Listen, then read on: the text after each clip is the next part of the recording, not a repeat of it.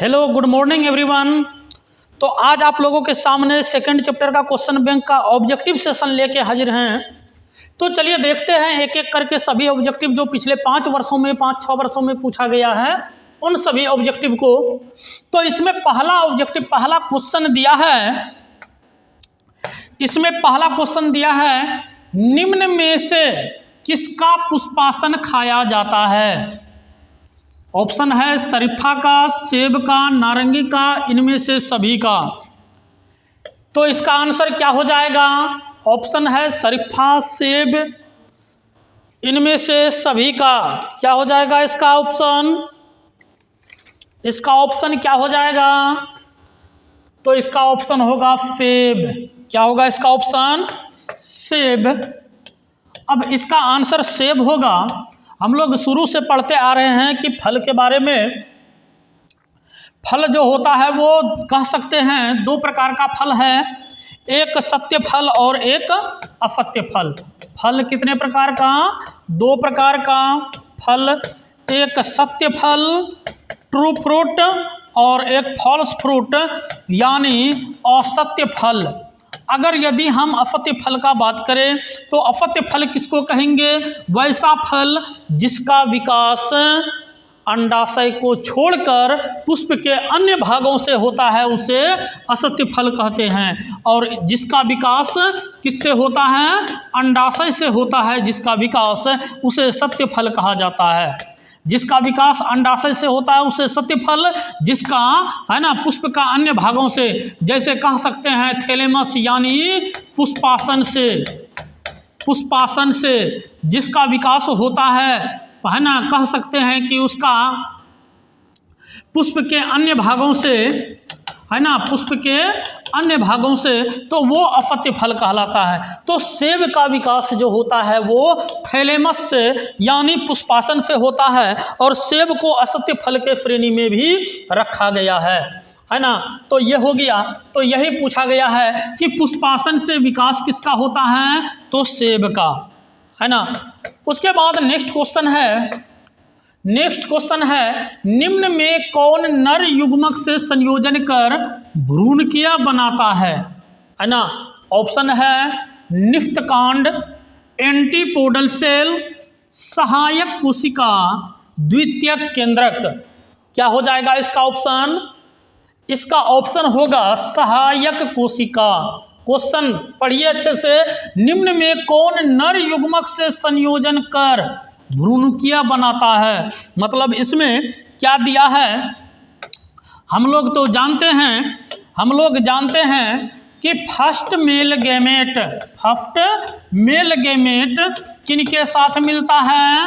तो इसमें कह सकते हैं कि यह जो है सो एग सेल के पास मिलता है और यह मिल करके क्या बनाता है? जाइगोट।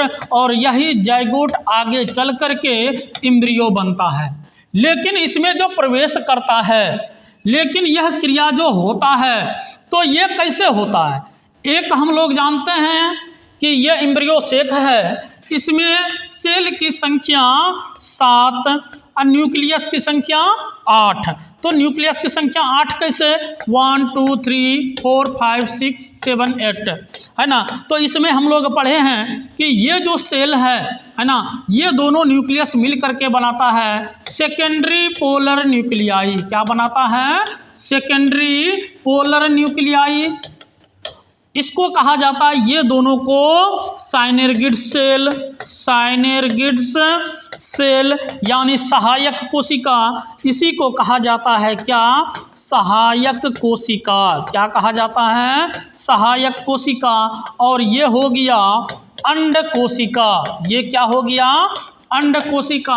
और ये तीनों जो है, ये तीनों है एंटीपोडल सेल। ये तीनों क्या है? Antipodal cell. तो अब क्या होता है कि ये जो इसका आता है पोलन ट्यूब अब आता है तो ये आके प्रवेश करता है किसमें? साइनेर्गिड सेल में। किसमें? साइनेर्गिड सेल में। इसके साथ 2 पोलन ग्रेन आता है। यह पोलन ग्रेन जो है साइनरगिड सेल से मिलता है और तब जाकर के आगे बढ़ता है ये किनके पास, तो यह जो है सो एग सेल के पास पहुंचता है, तो यही सहायक कोशिका के पास पहुंचता है, तब एग सेल के पास पहुंचता है, तो यहीं पर जो है ये मिल करके भ्रूणकीय बनाता है। तो क्वेश्चन यही पूछ रहा है। और सेकेंड मेल गैमेट बाद में आता है और ये सेकेंडरी पोलर न्यूक्लियाई से मिलकर इंडोस्पर्म यानी PEN प्राइमरी इंडोस्पर्म न्यूक्लियाई का निर्माण करता है, जो परिपक्व होकर इंडोस्पर्म बनाता है और वही इंडोस्पर्म इसको पोषण देने का कार्य करता है। तो क्वेश्चन यहाँ पर यही पूछा है कि ये आकर के किससे मिलता है पहला मेल गैमेट, तो ये सहायक कोशिका से मिलता है और सहायक कोशिका से मिलने के बाद यह जो है सो एग सेल पे मिलता है, तब ये फ्यूज करता है और जाइगोट बनाता है ना, उससे फिर भ्रूण बनता है। तो वही है क्वेश्चन यहाँ, इसका आंसर होगा सहायक कोशिका। अब नेक्स्ट क्वेश्चन है, आवृत बीजी पौधों के भ्रूणपोष में गुणसूत्रों की गुणसूत्र गुणता क्या है? N, 2N, 3N, A और B दोनों। क्या हो जाएगा इसका आंसर? इसका आंसर क्या होगा? इसका आंसर आवृत बीजी पौधा बोला है तो इसमें भ्रूणपोष में 3N होगा। क्या होगा? 3N। तो कैसे होगा इसका 3N? इसका 3N कैसे होगा? इसका 3N कैसे होगा? तो इसके बारे में अगर यदि हम बात करें,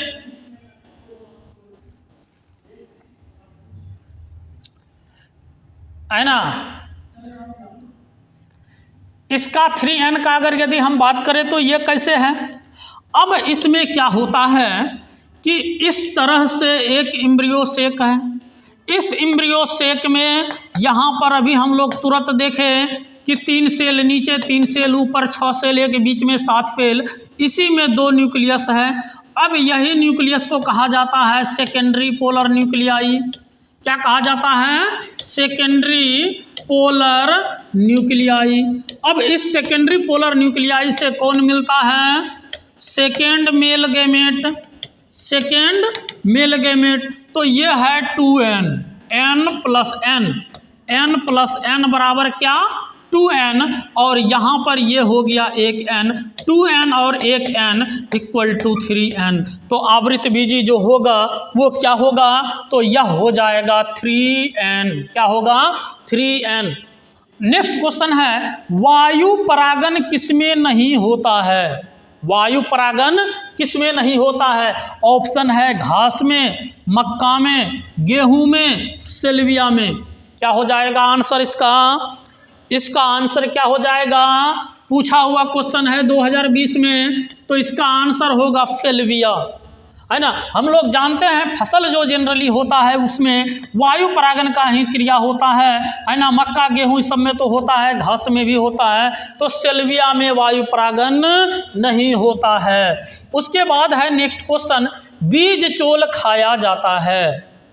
बीज चोल खाया जाता है, तो बीज चोल किसका खाया जाता है? बीज चोल शरीफा का खाया जाता है। किसका खाया जाता है? शरीफा का, है ना। सेब का पुष्पासन खाया जाता है ना। तो ये हो जाएगा इसका आंसर क्या? शरीफा। नेक्स्ट क्वेश्चन है, भ्रूणपोष में कितने गुणसूत्र होते हैं? देखिए क्वेश्चन 2 है, 2 अलग अलग क्वेश्चन यहाँ पर दिखाया जा रहा है। क्या पहला क्वेश्चन में हम लोग देखें आवृत बीजी पौधों के भ्रूणपोष, आवृत बीजी पौधों के भ्रूणपोष बोले तो 3N, जब केवल भ्रूणपोष बोले और इस तरह का ऑप्शन देखने के लिए मिले तो तब यहाँ पर हम एक तो जानते हैं कि यहाँ 3N होता ही है, लेकिन अगुणित पादप में जो भ्रूणपोष होता है वो किस टाइप का होता है? N प्रकार का होता है, N एवं 3N, यानी इसका आंसर चला जाएगा D नंबर, A और C। जाइगोट हमेशा द्विगुणित होता है। जाइगोट क्या होता है? द्विगुणित होता है। क्या कोई प्रॉब्लम इसमें? अब चलते हम लोग next question, question number 7, question number 7, है ना। तो उसमें 6 था। अब इसमें देखते हैं नेक्स्ट क्वेश्चन में, नेक्स्ट क्वेश्चन है, निम्न में से कौन पौधा जलोद्भिद है? मतलब कह सकते हैं हाइड्रोफाइटिक है, मतलब जलीय है। इनमें कौन पौधा जलीय है? सिंघाड़ा, शीशम, नागफनी, एकेसिया। क्या होगा? ये तो हम लोग जानते हैं, है ना। क्या हो जाएगा इसका? सिंघाड़ा। सिंघाड़ा जल में पाए जाने वाले पौधा है। अब नेक्स्ट क्वेश्चन है, परागभित्ति होती है एक अस्तरीय, त्रिअस्तरीय, द्विअस्तरीय, कई अस्तरीय, है ना। तो इसका हो जाएगा क्या? द्विअस्तरीय। एग्जाइन, है ना। परागकण के बारे में बताए कि दो होता है, एक इंटाइन और एक एग्जाइन, है ना। तो इसका परागभित्ति जो होता है ये क्या होता है? द्विअस्तरीय होता है। परागभित्ति, परागधानी का भित्ति नहीं पूछ रहा है, परागभित्ति पूछ रहा है। जब परागभित्ति मतलब परागकण का भित्ति, यहाँ पर पोलेन, है ना, पोलेन वाल बोल रहा है। पोलेन वाल मतलब परागकण का भित्ति समझेंगे, यहाँ पर परागधानी का भित्ति नहीं पूछेंगे। अब यहाँ पर देखिए कंफ्यूज करने वाली बात है ना। कंफ्यूज करने वाली बात क्या है कि यहाँ पर अगर यदि पूछे, है ना, पोलेन सेक का वाल, तब हो जाएगा इसका इक्टोडर्म, इपीडर्मिस, इंडोथेसियम, या ऐसे कह सकते हैं epidermis, epidermis, endothecium, endothecium, middle layer, middle layer, tapetum, tapetum. अगर यदि बोले पोलेन सेक का वाल, अगर यदि पूछे सिर्फ पोलेन, तो सिर्फ पोलेन मतलब होता है परागकण, पराग, तो इसका होगा इग्जाइन और इंटाइन, इंटाइन। इसीलिए क्वेश्चन को बनाने से पहले हम लोग अच्छे से पढ़ेंगे क्वेश्चन बोल क्या रहा है ना। तो यह जो पोलेन है तो इसमें कितना हो जाएगा? 2। क्या हो जाएगा इसका आंसर? इसका आंसर हो जाएगा द्विअस्तरीय। कोई प्रॉब्लम? नेक्स्ट क्वेश्चन है, वेलिस्नेरिया के पुष्प हैं वायु परागित, कीट परागित, जंतु परागित, जल परागित। पिछले क्लास में भी बताए थे वेलिस्नेरिया जो होता है ये कहाँ पाए जाते हैं? जल में पाए जाते हैं। ये जल परागित पुष्प होता है। क्या? अब नेक्स्ट क्वेश्चन चलते हैं हम लोग, नेक्स्ट क्वेश्चन में चलते हैं, नेक्स्ट क्वेश्चन में चलते हैं। नेक्स्ट क्वेश्चन बोल रहा है कि उन्मूलीय परागन वाले पौधों में निश्चित रूप से होता है स्वपरागन। क्या होता है? स्वपरागन, परपरागन, दोनों, इनमें से कोई नहीं।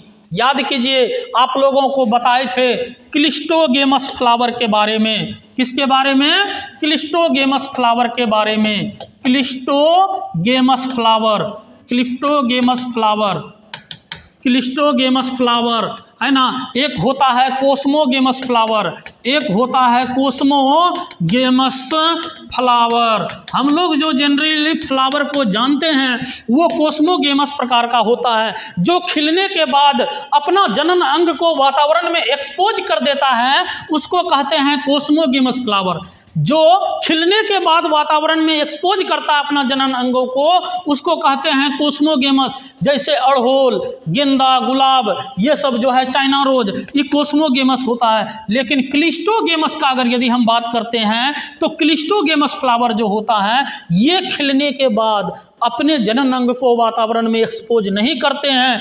यह जो फ्लावर होता है ये फ्लावर अपने जनन अंग को कह सकते हैं कि यह अपने जनन अंग को ये इसके द्वारा कवर ही रखता है, इससे बाहर ये कभी नहीं आता है ना। जब ये बंद रहेगा तो बाहर से कोई परागकण आ पाएगा इस पर? नहीं आएगा, कोई परागकण नहीं आएगा। किस पर? तो क्लिस्टोगेमस फ्लावर में, उन्मूलनीय पुष्प में बाहर से कोई परागकण जब नहीं आएगा तो इसको हर हाल में अपने परागकण से परागित होना पड़ेगा। इसीलिए कहा जाता है कि क्लिस्टोगेमस फ्लावर में जो परागन की क्रिया होती है वो किस प्रकार की परागन होती है? तो स्वपरागन की क्रिया होती है। क्या होती है इसमें? स्वपरागन। याद रखेंगे, कोस्मोगेमस जो खिलने के बाद वातावरण में अपना जननांग को एक्सपोज करता है उसे कोस्मोगेमस फ्लावर कहते हैं। और उसमें परागन की क्रिया पूछे तो उसमें स्वपरागन परपरागन दोनों होता है। जब क्लिस्टोगेमस यानी अनुन्मूलनीय परागन पूछे, है ना, जब अनुन्मूलनीय के पुष्प के बारे में पूछे तो उसमें जो परागन होता है उसे में स्वपरागन होता है। और ये क्लिस्टोगेमस फ्लावर में जो परागन होता है इस प्रोसेस को कहते हैं क्लिस्टोगेमी। क्या कहते हैं? क्लिस्टोगेमी, यानी इसका हिंदी होता है अनुन्मूलनीय परागन, है ना। तो ये हो गया। तो वही चीज पूछ रहा है यहाँ पे कि अनुन्मूलनीय परागन वाले पौधे में निश्चित रूप से क्या होगा? स्वपरागन। उसके बाद है परपरागन या परागकण। मुख्यतः है परागकण क्या है? स्पोरोफाइट, युग्मक, नर युग्मक, इनमें से कोई नहीं। यहाँ युग्मक भी दिया, नर युग्मक भी दिया, तो इसमें हम सटीक आंसर को चुनेंगे। अगर दोनों ऑप्शन नहीं रहता तब जो है सो हम, है ना, युग्मक केवल रहता तो युग्मक भी सही होता, लेकिन यहाँ जब क्लियर दिया है तो यहाँ आंसर हो जाएगा नर युग्मक। क्या हो जाएगा? नर युग्मक। ये प्लांट का मेल गैमेट होता है, ये प्लांट का मेल गैमेट होता है। नेक्स्ट क्वेश्चन है, परागकण हो सकते हैं, क्या हो सकते हैं? गेमेटोफाइट, सजावटी, एलर्जी कारक, इनमें से सभी। हम लोग जानते हैं कि परागकण जो होता है, अब क्या है इसमें एक कंडीशन ये है ना, जब परागकण है ना, दो परागकण अंकुरित होता है, ये जब पोलन ट्यूब का निर्माण करता है तो इसके एक सेल आगे आगे आता है जो कि पोलन ट्यूब का निर्माण करते जा रहा है और दो परागकण पीछे पीछे आ रहा है। तो ये पूरे सिस्टम को मेल गैमेटोफाइट कहते हैं। क्या कहते हैं? Male gametophyte. तो इसका मतलब परागकण गैमेटोफाइट हो सकता है। उसके बाद ये जो है इसमें यूज करता है इसको कौन? तो इसको यूज करता है, कह सकते हैं कि पोलन ग्रेन को यूज करता है कौन? तो एथलीट्स यूज करता है।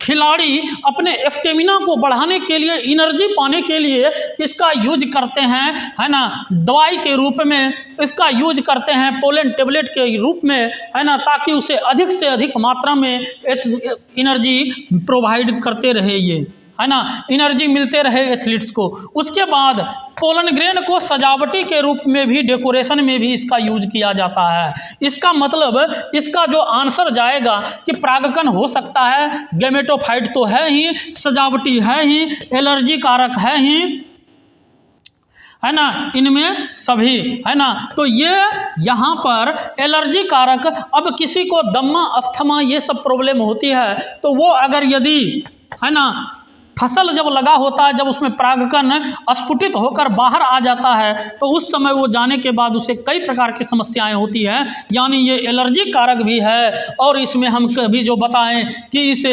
एनर्जी लेने के लिए भी इसका यूज किया जाता है परागकण का। नेक्स्ट क्वेश्चन है हम लोगों का,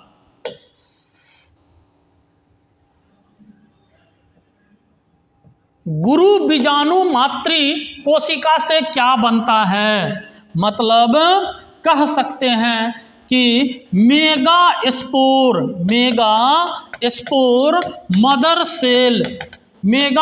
मदर सेल से क्या बनता है? तो इसमें हम लोग पढ़े हुए हैं कि इसमें मियोसिस डिवीजन की क्रिया होती है। कौन डिवीजन की क्रिया होती है? मियोसिस डिवीजन की क्रिया होती है, जिसके परिणाम स्वरूप एक टेट्रेड बनता है और उस टेट्रेड में 4 माइक्रो मेगा स्पोर होता है। उसमें क्या होता है? मेगा स्पोर होता है, और वही मेगा स्पोर ये सेपरेट होकर के, है ना, तो ये जो है सो कह सकते हैं कि एक तरह से ये सेपरेट होता है और आगे की क्रिया करती है। तो ये गुरु बीजाणु मातृकोशिका से क्या बनेगा? गुरु बीजाणु। सीधा गुरु बीजाणु का माता है ना, गुरु बीजाणु का मातृकोशिका है, तो क्या बनेगा? गुरु बीजाणु।